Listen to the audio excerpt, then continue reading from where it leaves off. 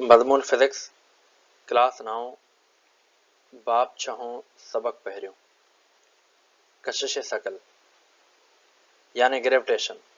अस्सलाम वालेकुम प्यारा ॿारो, सिंध ऑनलाइन स्कूल में भली कार। मां आहियां सनाउल्ला महर। अॼु जेको टॉपिक असां हिन वीडियो में पढ़ंदासीं उहो आहे न्यूटन जो कशिश शकल जो क़ाइदो यानी न्यूटन्स लॉ ऑफ ग्रेविटेशन। प्यारा ॿारो, अॼु असां हिन वीडियो जे थ्रू शुरू कयूं था चैप्टर नंबर 6 ऐं जंहिंजो नालो आहे ग्रेविटेशन यानी कशिश शकल। अॼु जेको असांजो हिन चैप्टर जो पहिरियों टॉपिक आहे उन जे बारे में असां हिते डिस्कस कंदासीं। जीअं त तव्हांखे हिन चैप्टर जे नाले में ई ख़बर पइजी वई त असांखे जेको आहे त छा जे बारे में पढ़णो आहे ऐं बेसिकली असांखे पढ़णो हूंदो हिते ग्रेविटी जे बारे में। ठीकु आहे। सो जेको असांजो पहिरियों टॉपिक आहे उहो आहे न्यूटन्स लॉ ऑफ ग्रेविटेशन यानी न्यूटन जो कशिश शकल जो क़ाइदो। ठीकु आहे। सो हिन लॉ खे पढ़ण खां पहिरीं थोरो असां उन जी बेसिक शइ खे सम्झण जी कोशिशि कंदासीं त इहे न्यूटन जो जेको लॉ आहे उहो छा थो चवे ऐं असांजी आम ज़िंदगीअ में उन जे लाइ कहिड़ियूं शयूं मौजूदु आहिनि। ठीकु आहे। आम ज़िंदगी में असां ते उन जो कहिड़ो इफ़ेक्ट पवे थो। सो अगरि जेकॾहिं प्यारा ॿारो तव्हां ॾिसंदव त जेकॾहिं असां कंहिं वण खे लोरो ॾींदासीं त उन मां जेके पन किरंदा आहिनि त उहे हेठे तरफ़ अची किरंदा आहिनि यानी ज़मीन ते किरंदा आहिनि। कॾहिं तव्हां ईअं ॾिठो आहे त भला उहे पन असांजा ज़मीन खां मथे तरफ़ वेंदा हुजनि यानी आसमान जी तरफ़ वेंदा हुजनि? कॾहिं बि न। ठीकु आहे। इन जो रीज़न छा आहे जो इहे पन हेठि किरनि था? या उन खां बाद में हिकिड़ो ॿियो मिसाल ॾिसूं था। मिसाल जे तौर ते असां वटि हिकिड़ो बाल आहे ऐं उनखे जॾहिं असां मथे उछलींदासीं त छा थींदो? उहो बाल वापसि असांजे हथ ते किरंदो अची करे। भले असां उनखे हेठे तरफ़ खां ज़ोर लॻायूं बि था पर उन जे बावजूदि उहो बाल असांजे वरी वापसि हथ ते छो थो अचे? इन ते कहिड़ी कुवत आहे, कहिड़ी शइ आहे जेका उनखे असांजे वरी हथ जे तरफ़ छिके मोटाए थी? सो प्यारा ॿारो, हाणे इन्हनि शयुनि जा जेके जवाब आहिनि उहे असां हिन टॉपिक में पढ़ंदासीं त बेसिकली पन जो जेको हेठि ज़मीन जी तरफ़ किरणो आहे या हिन बाल जो वापसि असांजे हथ ते अचणु आहे, इहो छाजे करे थिए थो। सो हिन बाब में यानी हिन चैप्टर में असां मुतालो करण खां पोइ इन्हनि शयुनि जो मुतालो करण खां पोइ तव्हां हिननि सवालनि ऐं अहिड़नि ॿियनि सवालनि जा जवाब ॾियण लाइ लाइक़ु थी वेंदव।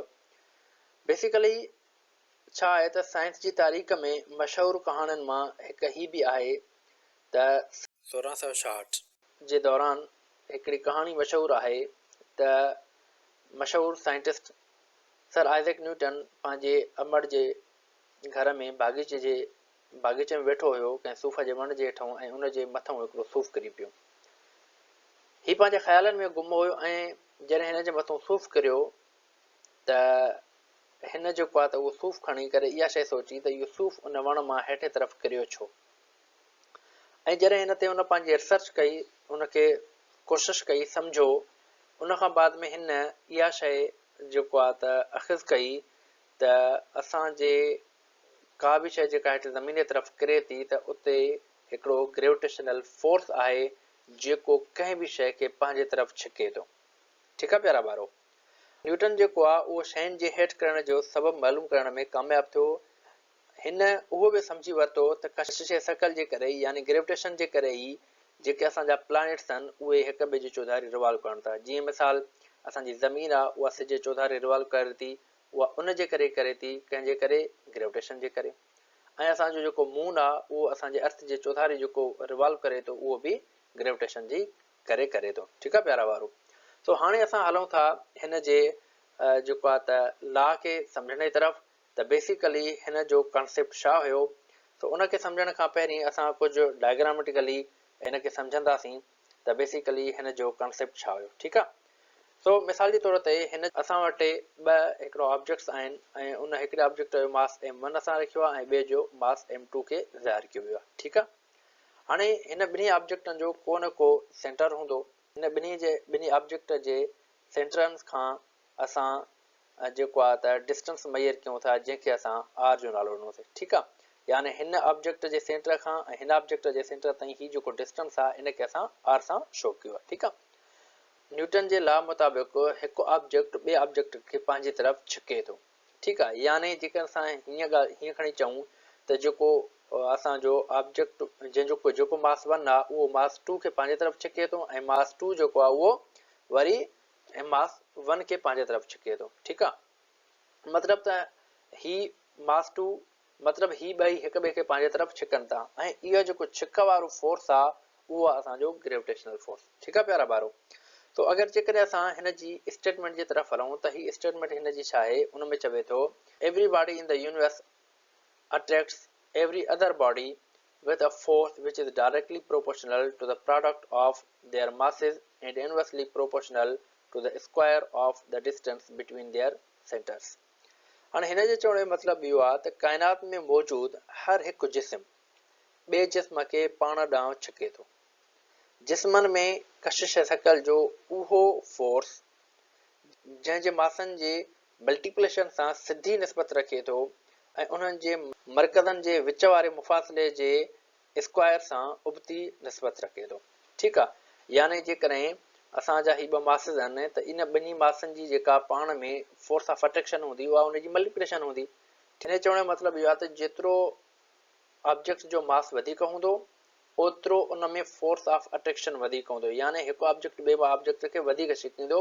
इन जो मतिलबु छा थियो त फोर्स ऑफ ग्रेविटी जेको आहे उहो डिपेंड करे थो उनजे मासिस ते।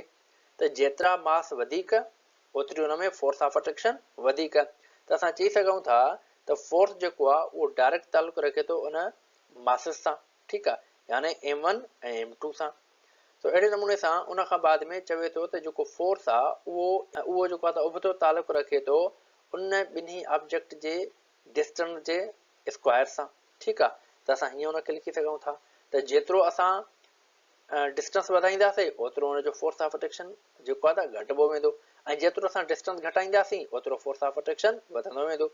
सो हाणे जेकॾहिं असां इन ॿिन्ही इक्वेशन्स खे पाण में कंबाइन कयूं त कंबाइन करण सां असां छा कंदासीं, असां वटि हिन तरीक़े जी हीअ इक्वेशन ठही वेंदी। यानी F is directly proportional to the m1 m2 divide by r square. ठीकु आहे प्यारा ॿारो। हाणे जेकॾहिं असां हिते प्रोपोर्शनलिटी खे ख़तमु कंदासीं त छा कंदाऊं, असां उनजी जॻह ते को न को कांस्टेंट टर्म ॾींदाऊं। सो हिते असां कांस्टेंट टर्म ॾिनोसीं जी ऐं प्रोपोर्शनलिटी ख़तमु करण खां बाद में असां इक्वल जी निशानी बि ॾींदाऊं। ठीकु आहे। सो असां वटि ही फार्मूलो ठही वियो कंहिंजो ग्रेविटेशनल फोर्स जो। ठीकु आहे प्यारा ॿारो। सो ही आहे असांजो ग्रेविटेशनल फोर्स जो फार्मूलो जेको बेसिकली न्यूटन असांखे ॿुधायो।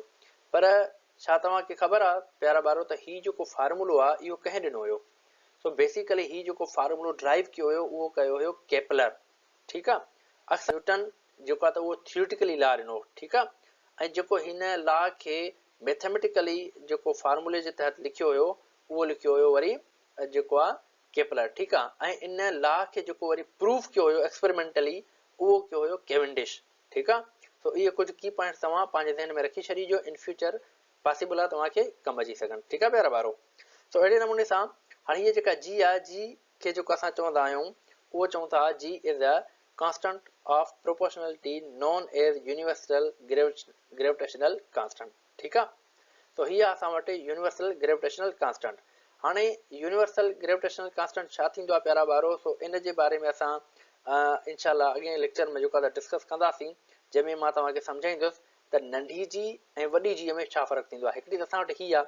ठीकु आहे। हीअ बि जी असांजी ग्रेविटेशनल कांस्टेंट आहे यानी ग्रेविटी आहे। ऐं इन खां पहिरें बि असां जेको आहे त ग्रेविटी जे बारे में पढ़ी आया हुआसीं जंहिंजो वैल्यू हुयो 9.8 मीटर पर सेकेंड स्क्वायर ऐं उनखे असां नंढी जी असां पिया शो कयूं। ठीकु आहे। सो इन ॿिन्ही जे बारे में असां फ़र्क़ु इनशाला ईंदड़ लेक्चर में डिस्कस कंदासीं। उन में मां तव्हांखे सम्झाईंदुमि त यूनिवर्सल ग्रेविटेशनल कांस्टेंट छा थींदो आहे। ठीकु आहे। अगरि जेकॾहिं असां हिते हिन कांस्टेंट जो वैल्यू कढूं प्यारा ॿारो ऐं उनजो फार्मूलो ठाहिण जी कोशिशि कयूं त उहो कीअं ठहंदो, उहो हिन तरीक़े सां ठहंदो।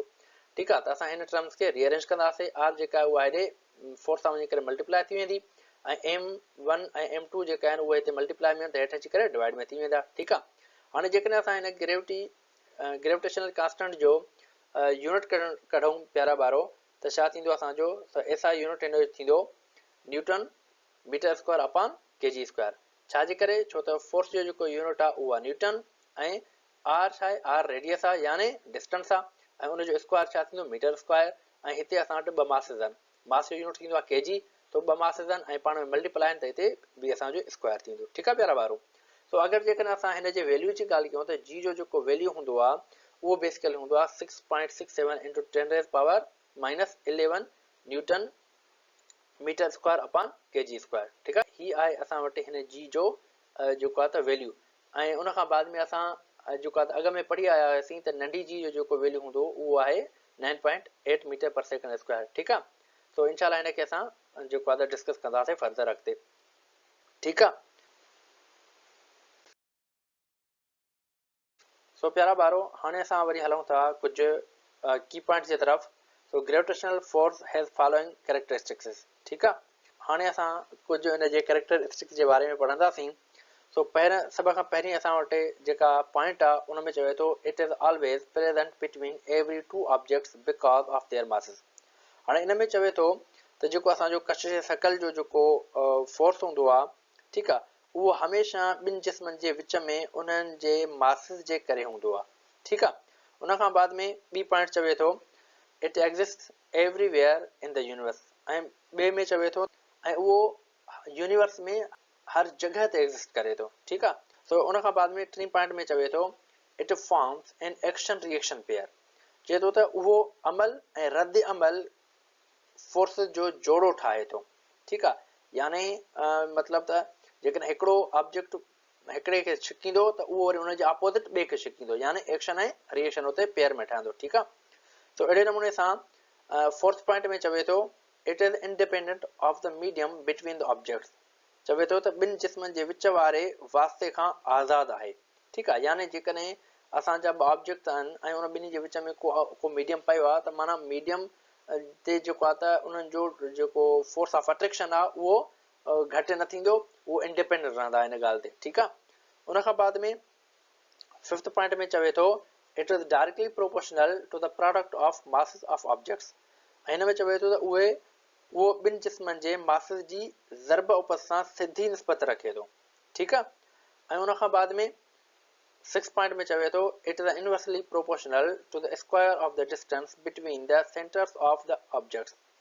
इन में चवे थो त उहो जिस्मनि जे मर्कज़नि जे विच में मुफ़ासिले जे स्क्वायर ऑफ द डिस्टेंस सां उबती निस्बत रखे थो। ठीकु आहे, यानी फोर्स जेतिरो वधाईंदासीं ओतिरो डिस्टेंस घटि हुजे। अगरि जेकॾहिं डिस्टेंस वधाईंदासीं ॿिनि ऑब्जेक्ट्स जे विच में त उते फोर्स तमामु घटिजी वेंदा। ठीकु आहे, तो अहिड़े नमूने सां लास्ट पॉइंट में चवे थो hence it follows the inverse square law. ठीकु आहे प्यारा ॿारो, तो हिन में चवे थो त तंहिं करे उहो जेको आहे त इनवर्स स्क्वायर लॉ या असां सिंधीअ में हुनखे चवंदा आहियूं उबती चोरस वारे क़ाइदे सां लाॻापियल आहे। ठीकु आहे, तो हाणे जेको इनवर्स स्क्वायर लॉ हूंदो आहे उन में छा हूंदो आहे प्यारा ॿारो, त उन में असांजो हिकिड़ो टर्म जेको हूंदो आहे उहो हिकु त इनवर्स हूंदो, ॿियो उनजे मथां स्क्वायर हूंदो आहे, पोइ इनखे असां इनवर्स स्क्वायर लॉ चवंदा आहियूं।